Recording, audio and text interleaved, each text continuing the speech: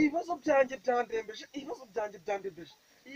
Iyi si masine ndiyahura kuko ngiye nk'ubu ngubu umugore wanjye baramutwaye, ibiryo byabuze, ibibazo mu kazi n'abantu ku mpande barambangamira, sinzi icyo dupfa, njye sinzi icyo dupfa, ariko kugira ngo mbabise neza babone amahoro ndiyahura, ndiyahura, ndiyahura.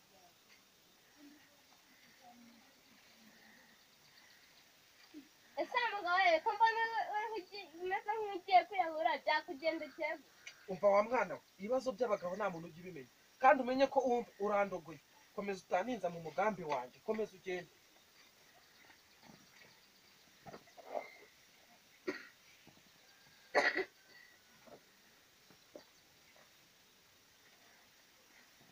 ahubwo ufite umwana we ndumiwe nasigaye uri mubi.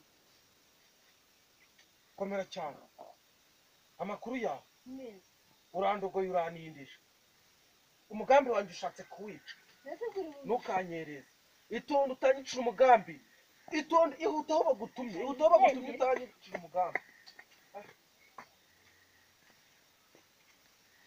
Oya nako, reka mbitekerezeho neza, reka mbitekerezeho neza. umuntu w'umugabo yiyahura nk'abana Bite sha, ni byiza. ariko menya ari ibyorezo, ari ibintu banerereje ahari mwo muravanye. Umugambi wanjye urashaka kuwica, komeza ugende aho bagutumye.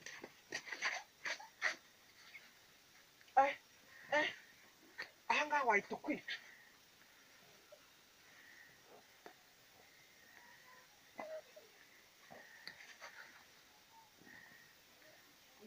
iyo wa mugabo ko umuntu ushaka kwiyahura, Aba bantu bambereye icyorezo, iyo umuntu ushaka kwiyahura ntabwo ajya abantu mu kaguru bambereye icyorezo. ashyira mu ijosi, niba ushaka kwiyahura ushyira mu ijosi, Mu ijosi se, mu ijosi wahita ukwica. wahita kwica. none se Ahubwo reka maze uri nkubwire, kubenjabeshya ngo ugiye kwiyahura? ibibazo by'abagabo ntabwo umuntu w'umwana yabimenya, uri kumva? Ntabwo bagira ibibazo byabo, ahubwo wowe komeza wigendere.